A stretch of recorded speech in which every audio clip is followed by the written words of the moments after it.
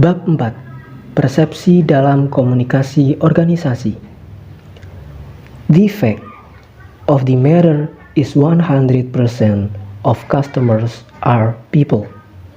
100% clients are people. 100% employees are people.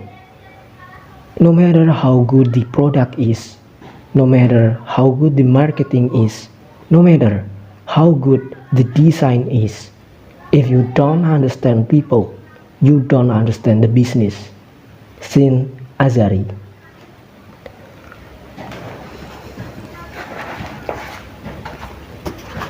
Bab ini membahas tentang pemahaman persepsi dalam komunikasi organisasi secara efektif melalui pengenalan komunikasi organisasi, peran persepsi di dalam komunikasi organisasi, dan peran persepsi dalam organisasi, beserta penjelasan secara rinci melalui contoh-contoh kasus dalam komunikasi organisasi.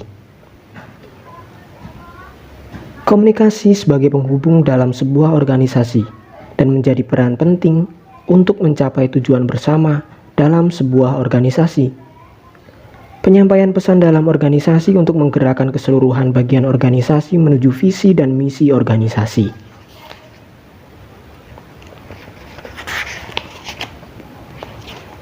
Komunikasi organisasi menurut Frank Jeffkins menjelaskan bahwa komunikasi organisasi adalah bentuk-bentuk komunikasi yang diarahkan ke dalam dan keluar. Maksud di dalam dan di luar itu sendiri bermaksud antara pihak organisasi dan publik sebagai sasaran tujuan untuk memahamkan. Dapat dikatakan bahwa fungsi komunikasi sebagai sarana memadukan aktivitas yang terorganisir sebagai penyalur pesan ke dalam sistem sosial untuk memodifikasi perilaku, memengaruhi perubahan, dan untuk mencapai tujuan. Pada bab ini, persepsi berperan di dalam aktivitas organisasi karena setiap dari kita memiliki cara pandang yang kemungkinan besar berbeda terhadap sikap, perasaan, orang, atau kelompok. Organisasi sebagai sarana kita untuk membangun kerjasama dengan orang lain dan adanya proses interaksi di dalam organisasi sebagai upaya menyamakan persepsi setiap individu untuk mencapai sebuah tujuan tertentu.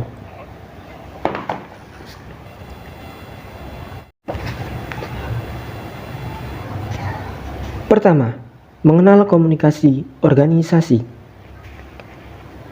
Dalam organisasi, tentunya terdapat kerjasama yang baik dan kerjasama yang buruk, dan perbedaan persepsi berkemungkinan menjadi faktor dalam keberhasilan sebuah organisasi dan ketidakberhasilan organisasi.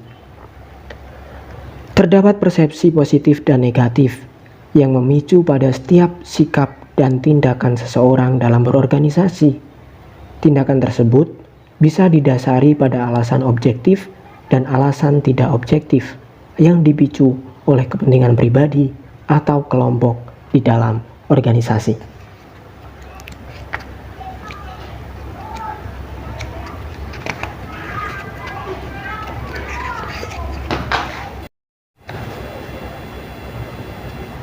Satu, organisasi sosial dan organisasi formal.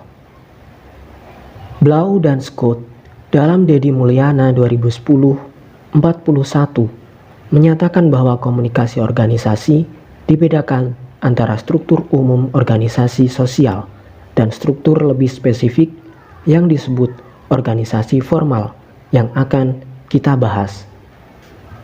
Organisasi sosial merupakan adanya pola atau regularitas dalam interaksi sosial yang mengisyaratkan bahwa terdapat hubungan antara orang-orang yang mentransformasikan mereka dari suatu kumpulan individu menjadi sekelompok orang atau dari sebuah kelompok menjadi sistem sosial yang besar. Misalnya, satu bus orang yang pergi ke tempat kerja yang berbeda di sebuah kota bukan merupakan organisasi sosial, namun satu bus anggota pendukung tim sepak bola dalam perjalanan mereka ke sebuah pertandingan sepak bola merupakan organisasi sosial. Jaringan hubungan dan kepercayaan dalam suatu kelompok umumnya disebut strukturnya dan budayanya. Hubungan berfungsi mengorganisasikan perilaku manusia dalam suatu organisasi karena orang menyesuaikan diri dengan pengharapan anggota-anggota kelompok. Organisasi sosial terbentuk oleh norma-norma yang dianggap penting dalam hidup bermasyarakat untuk mencapai tujuan-tujuan tertentu yang tidak bisa dilakukan hanya dengan satu individu. Maka, di dalam kelompok terjadi interaksi yang terorganisasikan secara sosial. Menurut Berlo, dalam buku Komunikasi Organisasi, Bedi Mulyana 2010-42, menyarankan bahwa komunikasi berhubungan dengan organisasi sosial melalui 3 cara. 1. Sistem sosial dihasilkan lewat komunikasi, keseragaman perilaku dan tekanan untuk menyesuaikan diri dengan norma-norma yang dihasilkan lewat komunikasi di antara anggota-anggota kelompok. 2. Jika sistem sosial telah berkembang dan menentukan komunikasi setiap anggotanya.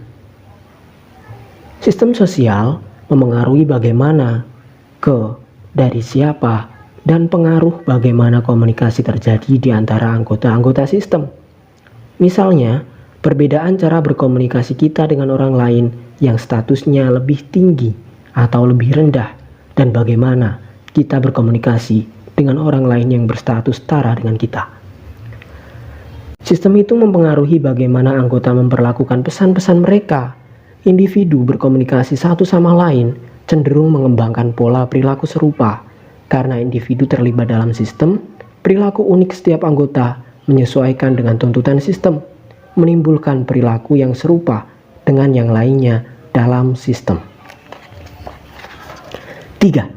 Pengetahuan mengenai sistem sosial yang membantu kita memprediksi dengan akurat ke orang lain tanpa mengetahui lebih banyak daripada peranan yang orang lain duduki dalam sistem. Suatu peranan merujuk pada perilaku dan suatu jabatan tertentu dalam sistem sosial.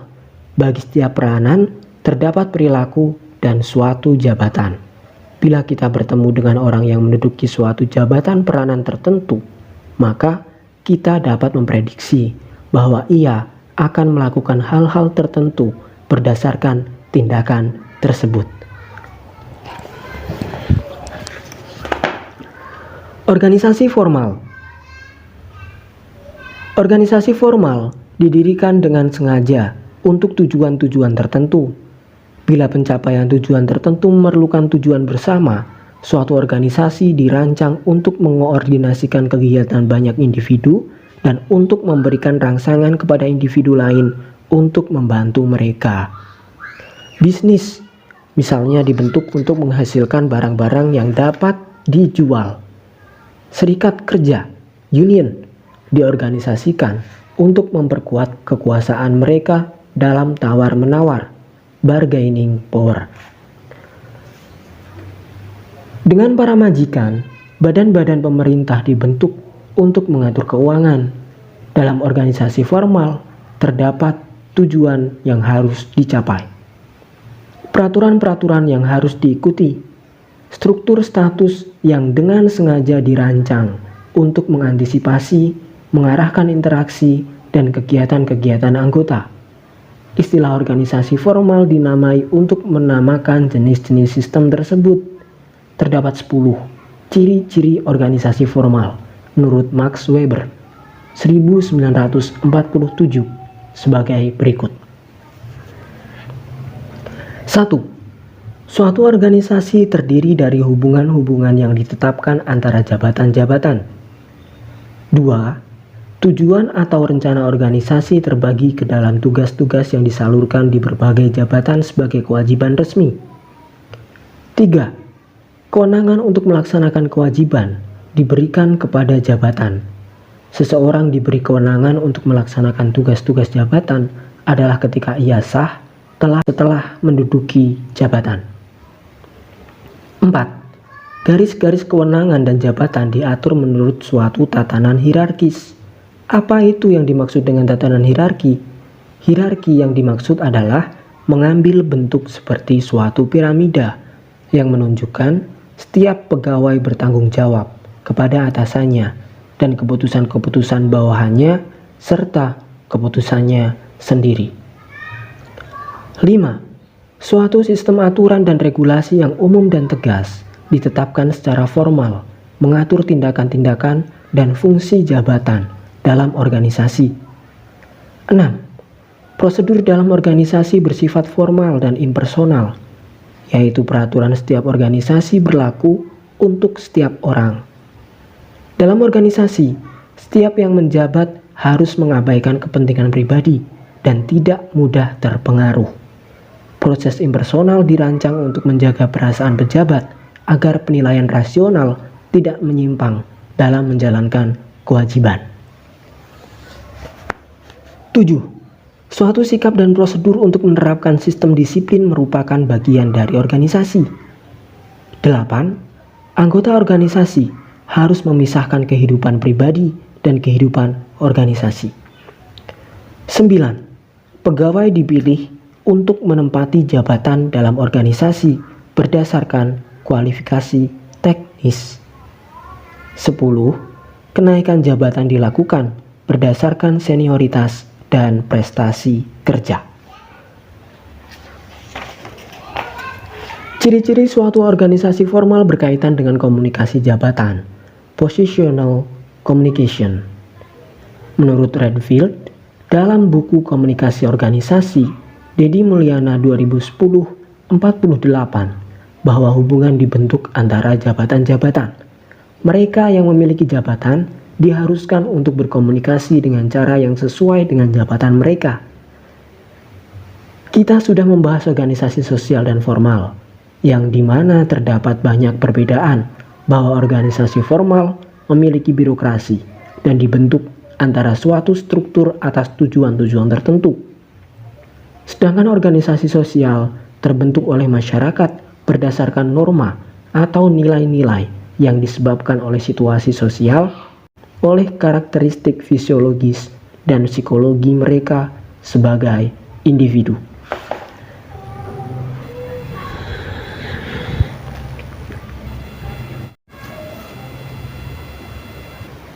Fungsi komunikasi organisasi. Menurut Stephen P. Robbins, perilaku organisasi menjadi 4 bagian: pengendalian, motivasi, pengungkapan emosi, dan informasi. Komunikasi berfungsi untuk mengendalikan perilaku anggota organisasi. Setiap organisasi memiliki struktur jenjang hierarki yang berwenang untuk mengatur dan harus dipatuhi. Fungsi motivasi. Motivasi sebagai pengarah perilaku individu kepada sebuah tujuan yang disebabkan oleh energi dan tingkat antusiasme dalam bekerja. Jika kita sebagai pemimpin, maka hal yang wajib dilakukan adalah memahami masalah anggotanya, sehingga bisa memecahkan masalah secara formal maupun informal, melalui pendekatan secara organisatoris maupun pendekatan secara personal. Peran evaluasi sangat penting dalam hal ini, sehingga tidak ada anggota yang merasa terpaksa bekerja di dalam organisasi. Motivasi dalam organisasi adalah mutlak. Semua rencana dan program yang telah disusun wajib didukung oleh semangat dan motivasi kerja dari anggotanya. Jika tidak, maka rencana dan program sulit untuk berjalan secara efektif, karena organisasi bersifat kolektif. Flippo mendefinisikannya dengan direction of motivation is essence. It is a key in aligning employee and organization interests, so that behavior result achievement of employee one simultaneously with attainment or organizational objectives. Motivasi organisasi adalah suatu keahlian dalam mengarahkan pegawai dan organisasi agar mau bekerja. Berdasarkan tujuan yang ingin dicapai, manusia akan termotivasi oleh kebutuhan yang dimilikinya. Pendapat ini sejalan dengan Robin yang mengemukakan bahwa motivasi organisasi adalah kesediaan untuk mengeluarkan tingkat upaya yang tinggi untuk tujuan organisasi yang dikondisikan oleh kemampuan upaya itu dalam memenuhi beberapa kebutuhan individual.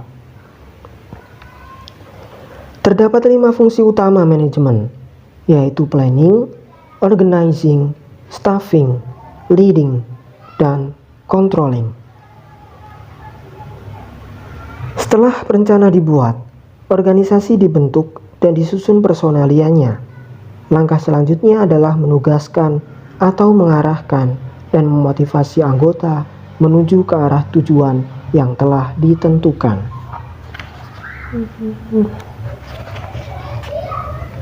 Pengendalian. Pengendalian dilakukan sebagai proses pengaturan berbagai faktor dalam organisasi agar sesuai dengan ketetapan rencana.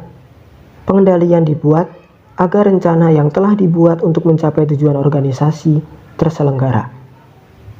Fungsi pengendalian, controlling, berkaitan dengan fungsi perencanaan.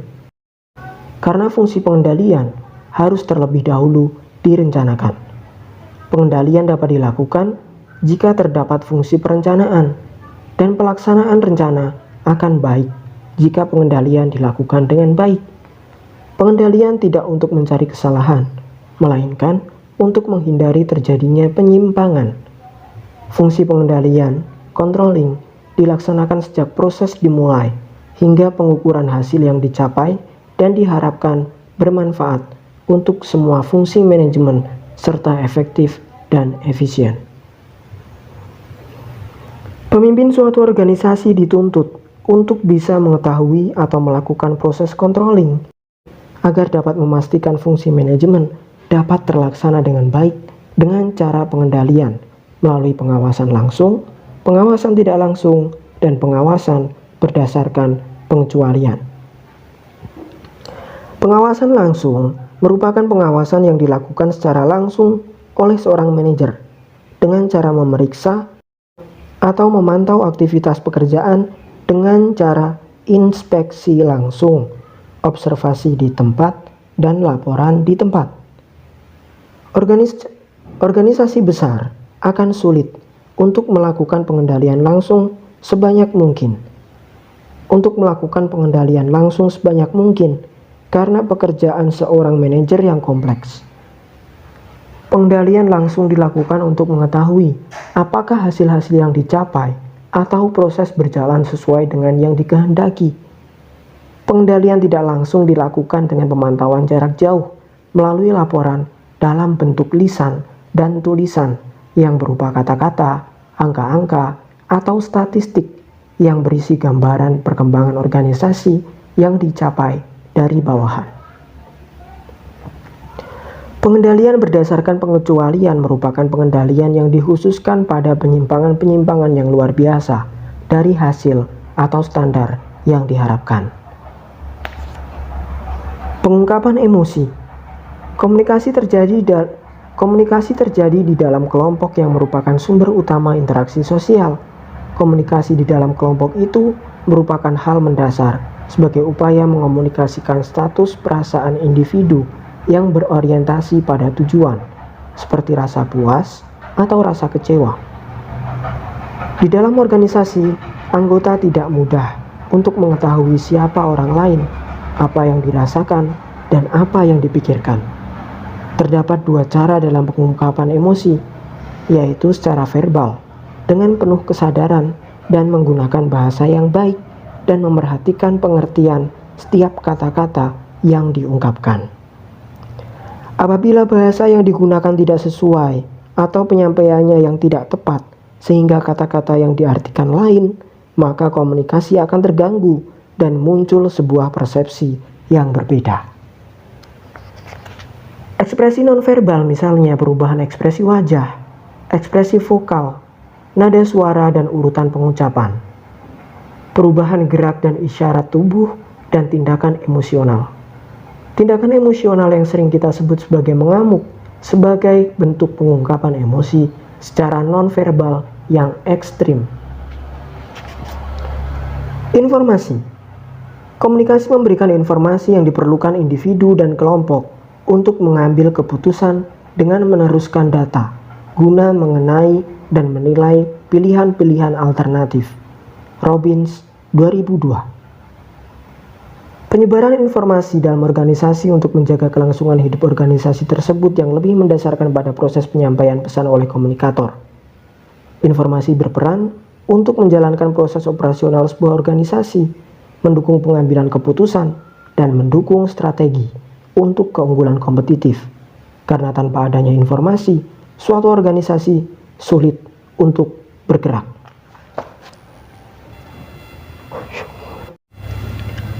Pendekatan komunikasi organisasi. Pendekatan menurut Griffin 2003 dalam A First Look at Communication Theory yang membahas komunikasi organisasi mengikuti teori manajemen klasik, bahwa organisasi sekurang-kurangnya meliputi 3 pendekatan, yaitu pendekatan sistem, pendekatan budaya, dan pendekatan kritik. 1. Pendekatan sistem. Organisasi dipandang sebagai kehidupan yang terus-menerus beradaptasi pada sebuah perubahan, pada perubahan lingkungan untuk mempertahankan hidup. Pengorganisasian merupakan proses memahami informasi melalui pembuatan, pemilihan, dan penyimpanan informasi. Ia meyakini bahwa organisasi akan bertahan dan tumbuh subur hanya ketika anggota-anggotanya mengikut sertakan banyak kebebasan, free flowing, dan komunikasi interaktif. Oleh karena itu, ketika situasi kacau, maka manajer mengambil alih untuk bertumpu pada komunikasi dibandingkan aturan-aturan. 2. Pendekatan budaya. Budaya bukan sesuatu yang dimiliki organisasi, tetapi budaya adalah organisasi. Budaya organisasi dihasilkan dari interaksi para anggotanya. Tindakan yang berorientasi pada tugas resmi tidak hanya mencapai sasaran jangka pendek, namun terdapat cara-cara lain seperti aktivitas sehari-hari yang berpengaruh atau paling memberikan kontribusi bagi budaya organisasi. Ketika individu bercerita mengenai pengalaman pribadi masing-masing atau terdapat ritual yang dibiasakan dalam organisasi seperti doa bersama sebelum dan sesudah jam kerja, atau adanya yel-yel sebagai penyemangat untuk mengawali aktivitas pekerjaan dan hal-hal lainnya untuk memproduksi dan mereproduksi seperangkat pemahaman. 3. Pendekatan kritik. Kepentingan-kepentingan perusahaan mendominasi hampir ke seluruh aspek lainnya dalam masyarakat, dan kehidupan kita banyak ditentukan oleh keputusan-keputusan yang dibuat atas kepentingan pengaturan organisasi perusahaan. Atas kepentingan pengaturan organisasi perusahaan atau manajerialisme. Bahasa sebagai medium utama, di mana realitas diproduksi dan direproduksi. Manajer dapat menciptakan nilai-nilai demokrasi dengan mengkoordinasi partisipasi stakeholders dalam keputusan-keputusan korporat.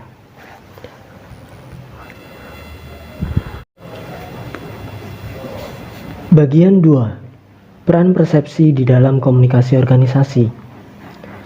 Selanjutnya, kita akan membahas mengenai persepsi yang memiliki peran dan terbentuk di dalam komunikasi organisasi, yang dapat berpengaruh ke dalam sikap positif dan negatif dari semua anggota suatu organisasi. Pada bab 3, kita telah membahas persepsi individu terhadap individu lain dalam konteks komunikasi interpersonal. Sedangkan pada bab ini, kita akan membahas persepsi sosial dalam konteks komunikasi organisasi. Proses persepsi sosial melibatkan orang yang melihat dan menilai, atau yang dilihat dan dinilai. Yang menilai dan dinilai memiliki karakter masing-masing, bahwa karakter tersebut dikaitkan dengan emosi dan perasaan yang erat kaitannya dengan persepsi seseorang. Yang terjadi dalam organisasi, seperti emosi yang kuat atas sesuatu yang disuka dan tidak disuka, berpengaruh pada pandangan seseorang terhadap seseorang atau hal-hal yang tidak suka. Ketika karakter kita tidak sesuai dengan sistem regulasi di perusahaan tempat kita bekerja, maka persepsi kita akan menganggap bahwa sistem regulasi atau peraturan tersebut buruk, dan bahkan pandangan negatif kita terhadap kebijakan tersebut akan selalu ada dalam pikiran kita. Bagaimana dengan Anda? Iklim organisasi salah satunya terdiri dari persepsi-persepsi yang berpengaruh terhadap komunikasi dalam organisasi. Pengaruh ini berkembang sebagai keputusan, tindakan, pesan-pesan mengenai organisasi. Kita akan membahas persepsi berdasarkan unsur-unsur yang terdapat dalam sebuah organisasi. Menurut Deddy Mulyana, Komunikasi Organisasi 2010, unsur-unsur yang dapat membentuk organisasi dikategorikan menjadi 5, yaitu 1. Anggota organisasi. Di dalam organisasi, terdapat orang-orang yang melaksanakan organisasi. Mereka yang terlibat dalam kegiatan primer organisasi, seperti pemikiran yang meliputi konsep-konsep, strategi, penggunaan bahasa, pemecahan masalah, dan aspek lain selain intelektual, yang mana mereka terlibat dalam kegiatan perasaan, mencakup emosi, dan keinginan. Kegiatan yang memungkinkan melaksanakan keterampilan mereka, memahami simbol-simbol, dan memerhatikan dunia, serta menjalaninya. Persepsi kemungkinan sebagai penyebab kesalahpahaman antara anggota organisasi, sehingga kegiatan seseorang di dalam organisasi dapat terhambat. Penyebabnya dapat dipengaruhi perbedaan persepsi atas situasi yang terjadi dalam diri masing-masing individu, respon atau feedback dari masing-masing individu, pengalaman individu, dan tujuan-tujuan individu.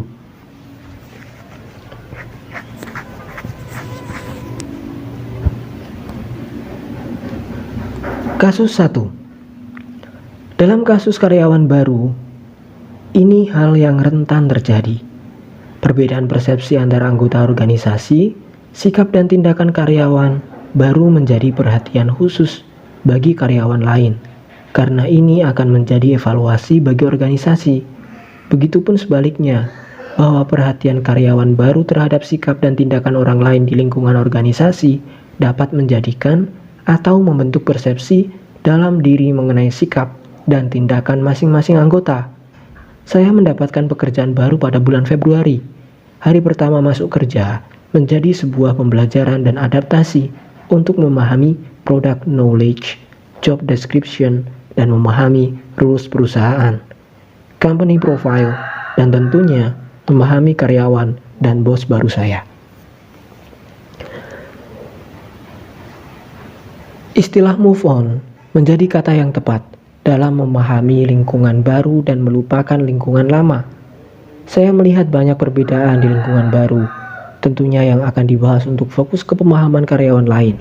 Di perusahaan lama, saya mendengar musik yang cukup keras, yang selalu dimainkan setiap hari, dan keceriaan orang-orang kantor yang berbagi cerita pribadi dan kabar terupdate di lingkungan perusahaan.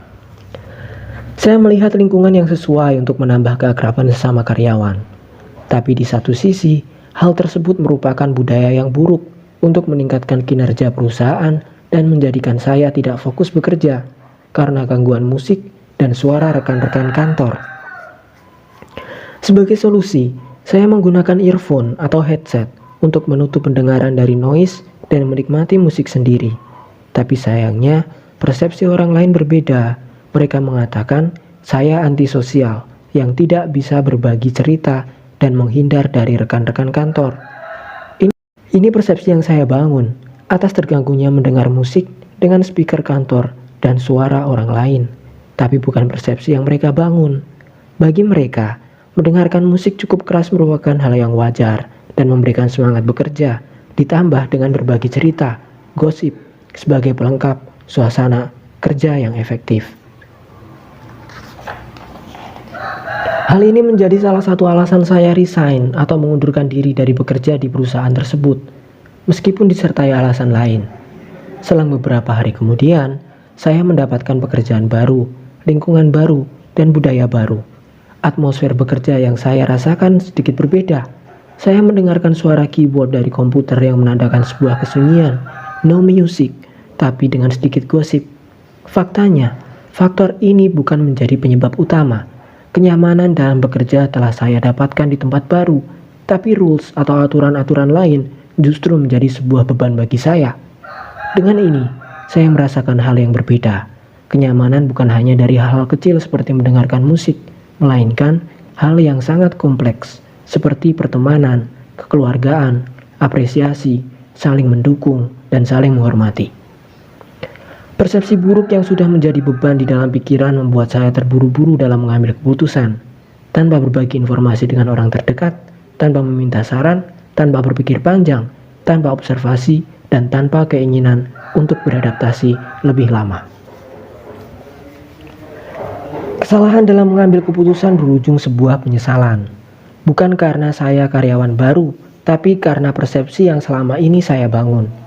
Ini menjadi sebuah pelajaran bagi saya yang memiliki persepsi bahwa mendengarkan musik dan percakapan gaduh menjadi penghambat konsentrasi, tapi belum tentu bagi orang lain.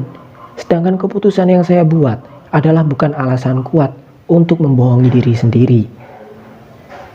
Bahwa bagi saya, lingkungan lama jauh lebih baik dibanding dengan lingkungan yang baru. Anda bisa beranggapan sebaliknya, karena ini persepsi yang saya bangun dan menjadi sebuah pengalaman penting. Karyawan lain beranggapan, faktor kenyamanan bukan dari hal-hal kecil seperti musik yang tidak perlu dipermasalahkan, tapi dari suasana kerja yang membentuk budaya kekeluargaan dan saling akrab satu sama lain. Meskipun pandangan saya berbeda, yang menurut saya benar tapi tidak bagi orang lain. Saya melihat persepsi dari satu sisi, tapi tidak memandang dari sisi lain. Saya berpersepsi atas dasar fast and short term adaptation, bukan long term adaptation. Dalam berkomunikasi, kita biasa memilih sebagian pesan orang lain untuk kita tanggapi atau mengabaikan pesan-pesan atau bagian-bagian pesan lainnya. Pada semua bentuk komunikasi sebenarnya kompleks atau rumit, sehingga sadar atau tidak sadar, kita cenderung memilih apa atau mana yang kita perlu persepsikan dan kita tanggapi. Persepsi kita sebagai pesan-pesan yang kita terima dari orang lain umumnya bersifat sementara, sampai mendapat konfirmasi atau dibenarkan oleh orang lain. Akan tetapi tidak jarang kita menemukan persepsi seorang yang menghakimi orang lain. Kasus 2. Saya kembali menceritakan pengalaman saya di perusahaan X. Dalam konteks ini, saya melihat dari kasus orang lain terhadap kalangan tertentu. Disiplin menjadi hal yang penting dalam dunia kerja, bahkan menjadi sebuah keharusan yang apabila dilanggar akan ada konsekuensi atau punishment yang berlaku untuk semua karyawan. Perusahaan X merupakan pabrik makanan yang mana terdiri dari berbagai divisi di bagian office atau kantor dan bagian pabrik. Peraturan istirahat dalam jam kerja selama 45 menit dan peraturan lembur berlaku untuk semua karyawan kantor dan pabrik. Akan tetapi, pengawasan ekstra ditujukan kepada karyawan yang bekerja di pabrik. Mengapa demikian? Saya memperhatikan dari persepsi yang dibangun oleh Kepala Bagian Human Resource Development (HRD) sebagai bagian yang berwenang memonitor atau melakukan pengawasan, menerima laporan dari kepala bagian atas aktivitas-aktivitas dan kinerja seluruh karyawan sebelum sampai pada pimpinan tertinggi atau direktur. Jumlah karyawan yang bekerja di wilayah pabrik lebih banyak dibandingkan jumlah karyawan kantor. Kecurangan dan korupsi waktu lebih sulit dipantau oleh supervisor atau kepala bagian dan HRD dibandingkan karyawan kantor. Terdapat beberapa oknum yang mencoba untuk melakukan kecurangan dalam hal mengatur waktu lembur dan waktu istirahat. Semenjak kejadian tersebut diketahui pihak manajemen, maka semua karyawan pabrik menjadi pusat perhatian HRD yang telah belajar dari pengalaman sebelumnya. Peraturan ini tidak berlaku sepenuhnya untuk karyawan kantor. Mengapa demikian? Saya sebagai karyawan kantor melihat apa keleluasaan bagi seluruh karyawan kantor untuk mengatur jam istirahat lebih lama, waktu izin keluar kantor lebih fleksibel, dan waktu lembur tanpa bukti lebih rinci. Faktor-faktor kemungkinan bisa disebabkan oleh hubungan antar pribadi secara ikatan emosional antara karyawan kantor dengan staf HRD, atau persepsi buruk yang dibangun oleh seluruh karyawan bagian HRD dengan menggeneralisasi karyawan pabrik.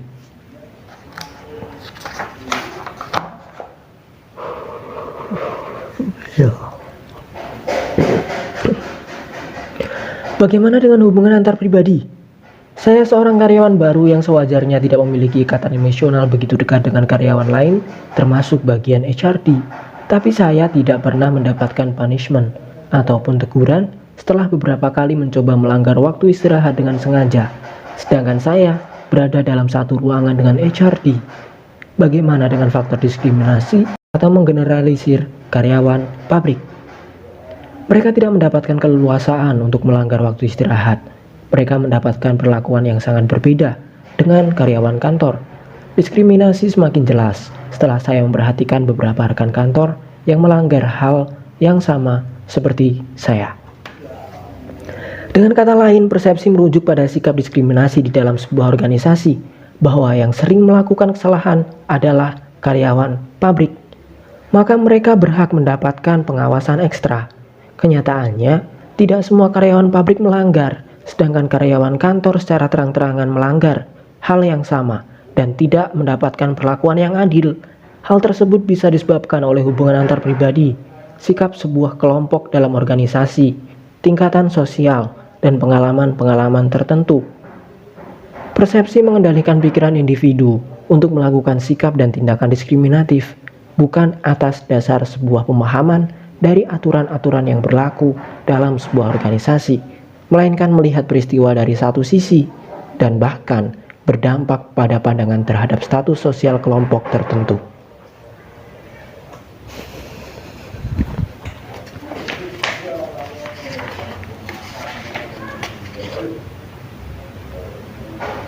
Unsur kedua, pekerjaan dalam organisasi. Pekerjaan dalam organisasi bersifat formal dan informal. Tugas-tugas ini menghasilkan produk dan memberikan pelayanan organisasi. Pekerjaan ini ditandai oleh beberapa dimensi, yaitu isi, keperluan, dan konteks. Gibson dalam Deddy Mulyana 2010-151. Isi terdiri apa yang dilakukan organisasi dalam hubungannya dengan bahan, orang-orang, dan tugas-tugas lainnya dengan metode dan teknik-teknik yang digunakan, fasilitas, dan peralatan bantu yang dipakai, barang, informasi, dan pelayanan yang diciptakan. Keperluan berkaitan dengan keterampilan, ilmu pengetahuan, dan sikap-sikap individu yang sesuai untuk melaksanakan pekerjaan tersebut. Misalnya, pendidikan, pengalaman, referensi, lisensi, sertifikat, dan sifat-sifat pribadi. Konteks berkaitan dengan kebutuhan-kebutuhan fisik dan kondisi-kondisi lokasi pekerjaan, jumlah pengawasan yang diperlukan, dan lingkungan umum tempat pekerjaan dilaksanakan. Pada sebuah acara awarding yang diselenggarakan untuk pelaku praktisi public relation berprestasi di Indonesia, mengantarkan pertemuan saya dengan salah satu petinggi dari salah satu perusahaan tambang. Ia mengatakan bahwa mengajari orang lulusan teknik pertambangan untuk belajar humas atau ilmu public relation lebih mudah dibandingkan mengajari seorang lulusan public. Mengajari orang lulusan teknik pertambangan untuk belajar humas atau ilmu public relations lebih mudah dibandingkan mengajari seseorang lulusan public relations untuk belajar ilmu teknik pertambangan. Anda bisa menebak alasannya. Ia menambahkan, ilmu teknik pertambangan adalah ilmu pasti yang dibutuhkan pembelajaran khusus dan memakan waktu lama untuk memahami ilmu tersebut. Sedangkan ilmu public relations lebih mudah dipelajari karena bersifat ilmu sosial. Ia membangun persepsi dan memengaruhi lingkungan organisasi di perusahaan tempat ia bekerja, atau orang lain memengaruhinya untuk memahami persepsi tersebut. Anda boleh setuju atau tidak dengan pernyataan beliau. Dan kenyataannya, orang yang menduduki posisi atau jabatan Public Relations Officer pada perusahaan tersebut memiliki latar belakang lulusan strata 1 teknik pertambangan. Tidak hanya di perusahaan tambang, bahkan kita sering menjumpai atau membaca informasi lowongan kerja.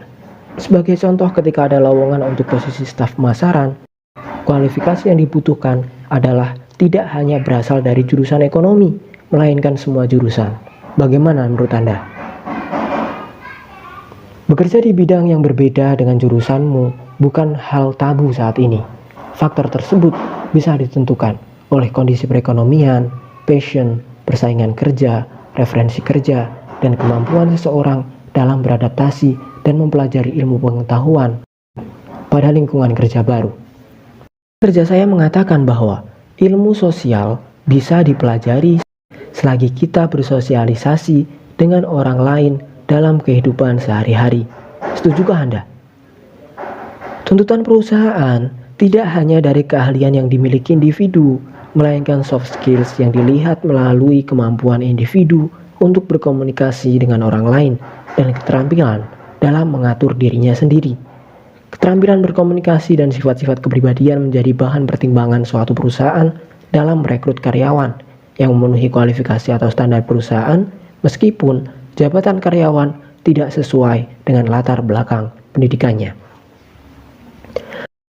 Faktor lain juga ditentukan oleh mental dan kesanggupan individu dalam menghadapi tantangan pekerjaan, terutama jika bekerja di perusahaan yang mana berkemungkinan untuk menempatkan karyawan di berbagai daerah. Unsur ketiga, praktik-praktik pengelolaan. Tujuan utama pegawai manajerial adalah menyelesaikan pekerjaan melalui usaha orang lainnya. Manajer membuat keputusan mengenai bagaimana orang lain, misalnya bawahan, menggunakan sumber daya alam yang diperlukan untuk melaksanakan pekerjaan mereka. Sebagian manajer membawahi manajer-manajer yang lainnya, dan sebagian membawahi pekerja-pekerja yang beroperasi. Para manajer melaksanakan 5 fungsi utama, yaitu perencanaan, pengorganisasian, penyusunan, kepegawaian, pengarahan, dan pengendalian. McKinsey, 1969. Bukti yang lain juga menjelaskan bahwa manajer memiliki 10 peranan dasar yang terbagi menjadi 3 kelompok. 1. Peranan antarpersonal, pemimpin figur, pemimpin penghubung. 2. Peranan yang berhubungan dengan informasi, pengawas, penyuluh, juru bicara. 3.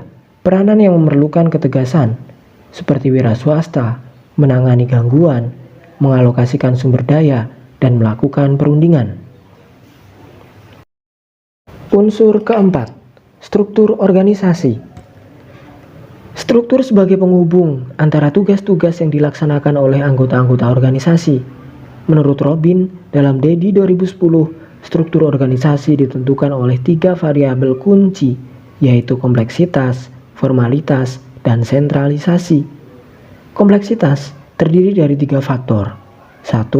Tingkat yang di dalamnya terdapat perbedaan-perbedaan antara unit-unit, diferensiasi horizontal, sebagai hasil spesialisasi yang di dalam organisasi. Universitas sebagai contoh memiliki sejumlah spesialisasi, jadi cenderung dibedakan secara horizontal. 2. Jumlah tingkat otoritas para pegawai dan para eksekutif puncak, diferensiasi vertikal. 3.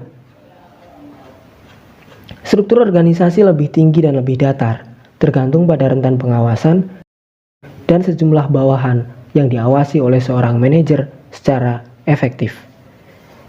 3. Derajat ketersebaran lokasi fasilitas dan persoalan organisasi secara geografis. Diferensiasi spesial. Sebuah organisasi yang kantor-kantor cabangnya berada di 20 lokasi yang berbeda akan lebih rumit dibandingkan satu organisasi yang seluruh operasinya berada di satu lokasi. Formalitas merujuk pada derajat standarisasi dan tugas-tugas. Bila suatu pekerjaan sangat diformalisasikan, keleluasaan pekerjaan cenderung sedikit. Formalitas meliputi pekerjaan-pekerjaan yang memiliki aturan-aturan dan hukum-hukum, apakah dinyatakan secara langsung atau dimengerti begitu saja oleh para pegawai. Persepsi pegawai mengenai derajat spesifikasi dan pelaksanaan prosedur dan kegiatan kerja yang memberikan suatu ukuran yang jelas mengenai formalitas suatu organisasi. Profesionalitas menghasilkan perilaku yang baku atau formal melalui sosialisasi anggota organisasi. Bahkan, sebelum pegawai memasuki organisasi melalui proses seleksi. Dengan menetapkan harapan-harapan peranan, dengan pelatihan dalam prosedur dan keterampilan kerja, dan melalui proses yang dijalani anggota organisasi dalam menuntaskan ritual-ritual untuk menunjukkan mereka memformulasikan ideologi organisasi.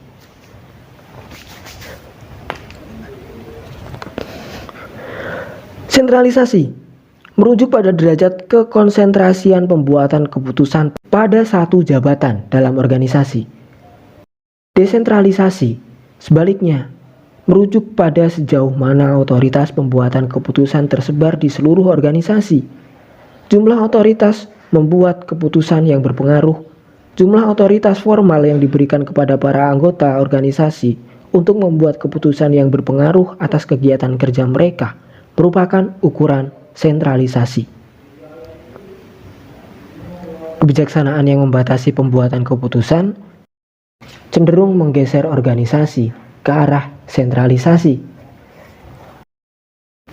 Situasi yang di dalamnya anggota organisasi dilarang berpartisipasi dalam keputusan tentang kerja mereka menggambarkan sentralisasi.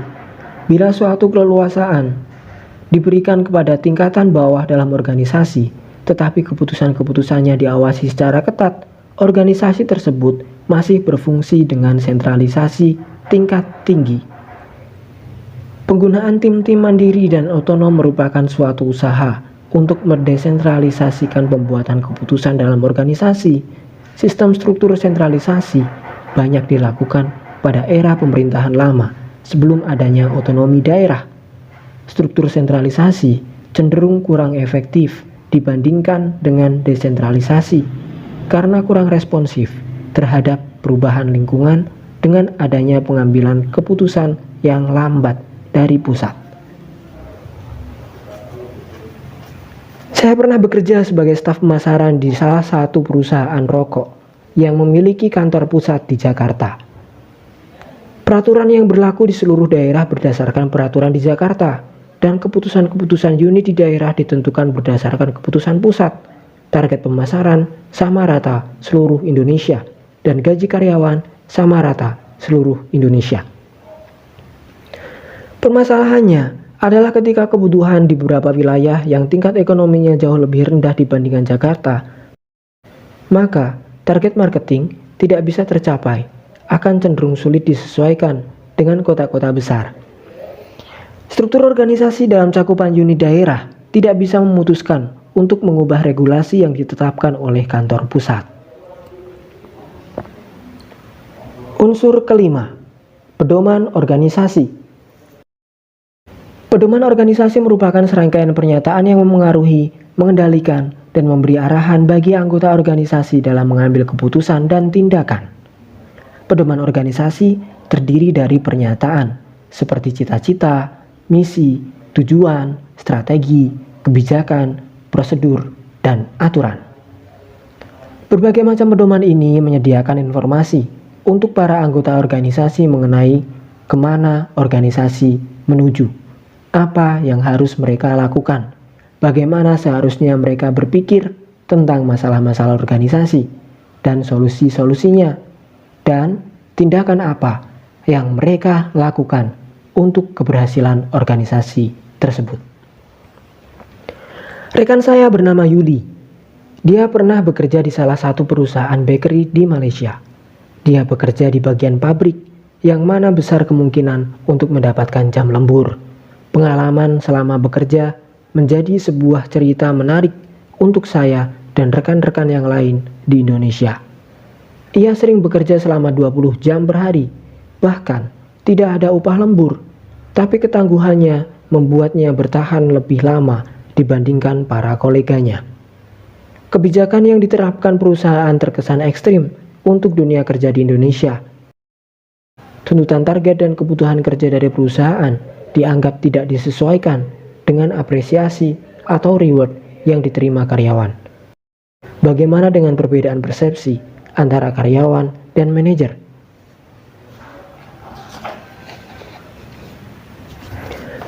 Manajer organisasi yang berorientasi produksi memusatkan perhatian pada usaha-usaha untuk mencapai efisiensi produksi yang tinggi dan distribusi yang luas, dan perusahaan memiliki cara penjualan dan peralatan promosi yang efektif untuk merangsang lebih banyak pembelian. Persepsi yang dibangun oleh karyawan pabrik adalah ketika merasa mendapatkan beban kerja yang berat, mereka beranggapan bahwa produksi roti yang lebih sedikit akan meringankan beban dan memberikan keleluasaan karyawan untuk tidak bekerja selama 20 jam. Anggapan ini akan berakibat pada pola pikir karyawan mencari sebuah solusi atau cara terbaik untuk menghindari produksi roti yang rendah dan distribusi yang sempit karena mereka bukan pada posisi yang diuntungkan. Dan hal ini bertolak belakang dengan orientasi manajer. Tindakan atau aturan-aturan perusahaan tersebut terkadang tidak sepenuhnya efektif dan berjalan satu arah dengan semua anggota organisasi. Dan bagaimana perusahaan tidak memikirkan untuk mengatasi masalah dan kondisi yang tidak diuntungkan dari para karyawan. Aturan-aturan tersebut berakibat buruk pada keberhasilan perusahaan karena perbedaan persepsi yang muncul di tengah aktivitas suatu organisasi yang mana dapat merugikan organisasi atau merugikan anggota organisasi. Persepsi dibangun berlandaskan pada persatuan suatu kelompok di dalam organisasi untuk kepentingan atau tujuan tertentu.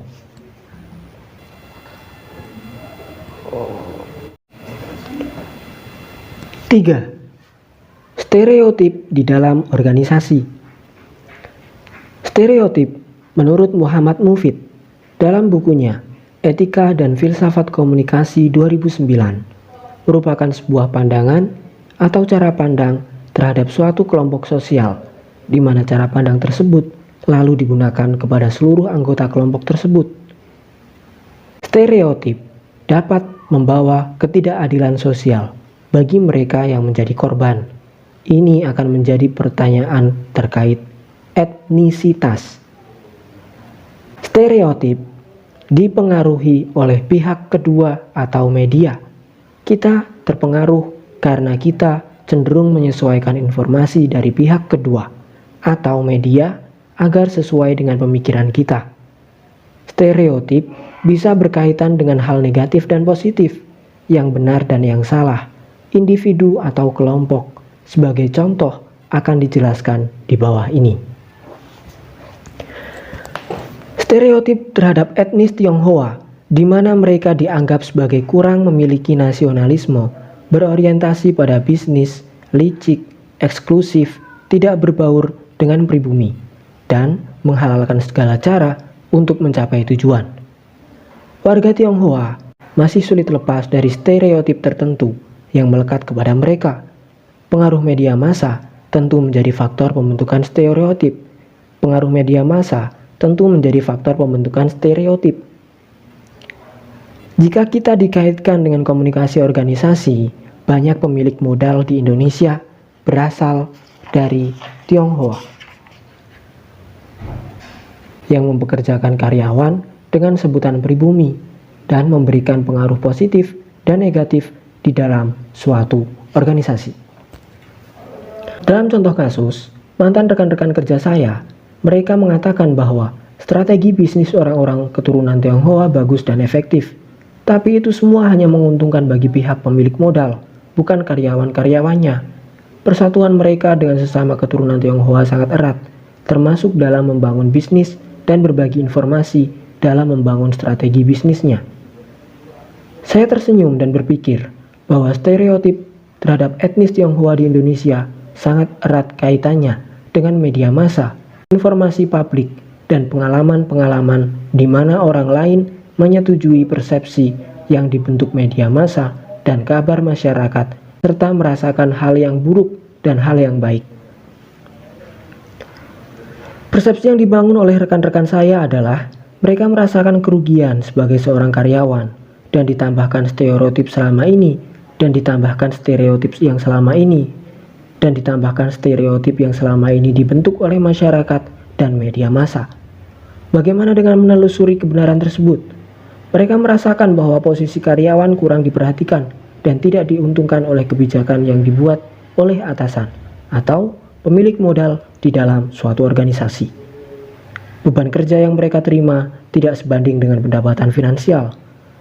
Perhitungan waktu lembur yang dipersulit, target yang selalu meningkat, tidak sebanding dengan reward. Pernyataan mereka tidak didasari oleh pengalaman menjadi karyawan dari perusahaan lain, yang mana perusahaan tersebut dipimpin oleh orang keturunan Tionghoa dan hanya berdasarkan stereotip. Apakah mereka sudah mengenal orang-orang Tionghoa lebih dekat? Karakter yang dimiliki seseorang dinilai dan dikaitkan dengan etnis yang sifatnya menyeluruh dan mewakili suatu kelompok. Penelusuran kebenaran tidak didasari oleh pengenalan lebih dalam atas suatu kelompok tertentu dan menangkap informasi dari satu sisi. Hal ini diperkuat dengan adanya kelompok mayoritas yang mana lebih kita kenal sebagai pribumi, dan anggapan untuk kelompok minoritas sebagai kelompok yang berbahayanya jika semakin hari semakin mendominasi perekonomian dikarenakan pengalaman dan sikap yang mewakili suatu kelompok.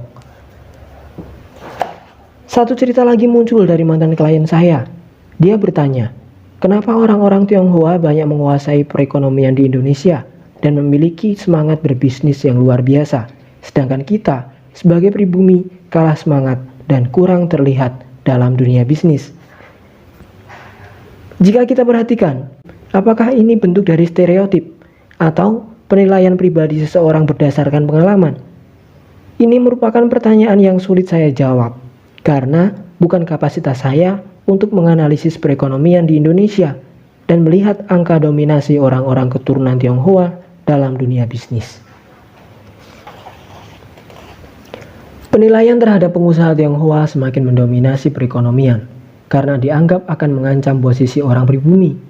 Aktivitas yang terlihat pada sebuah lingkungan dan informasi masyarakat merepresentasikan orang-orang Tionghoa yang licik, pelit, dan eksklusif, tidak berbaur dengan pribumi, dan akan dianggap berbahaya jika menguasai perekonomian. Hal tersebut telah menjadi sebuah stereotip yang seolah-olah menjadi self-defense dalam menyikapi suatu kelompok yang diwakilkan oleh penilaian untuk beberapa orang yang berakibat pada diskriminasi suatu kelompok. Menurut Stuart Hall dalam Muhammad Mufid 2009, representasi harus dipahami dari peran aktif dan kreatif seseorang dalam memaknai dunia. Budaya sebagai sistem representasi, kebudayaan sebagai konsep yang sangat luas, menyangkut pengalaman berbagi. Seseorang dikatakan dari kebudayaan yang sama jika manusianya ada di situ membagi pengalaman yang sama, berbicara dalam bahasa yang sama, dan saling berbagi konsep-konsep yang sama. Konsep-konsep adalah representasi-representasi yang memperbolehkan kita untuk berpikir. Tetapi, kita belum selesai dengan sirkulasi representasi ini, karena seharusnya kita berbagi pada konseptual yang sama, sehingga kita dapat memahami dunia melalui sistem klarifikasi yang sama yang ada di kepala kita. Stereotip menetapkan makna-makna yang diberikan kelompok-kelompok. Ada kesulitan tersendiri untuk mengembalikan stereotip negatif tersebut. Sebagaimana juga sulit untuk mempertahankan dan memperbaiki representasi positif. Kita sebagai makhluk sosial, ada baiknya untuk tidak memiliki prasangka sebagai sikap antipati atau perasaan negatif berdasarkan cara menggeneralisasi yang salah dan tidak fleksibel. Kesalahan itu mungkin saja diungkapkan secara langsung kepada orang yang menjadi anggota kelompok tertentu. Prasangka tersebut merupakan sikap negatif yang diarahkan kepada seseorang atas dasar perbandingan dengan kelompoknya sendiri.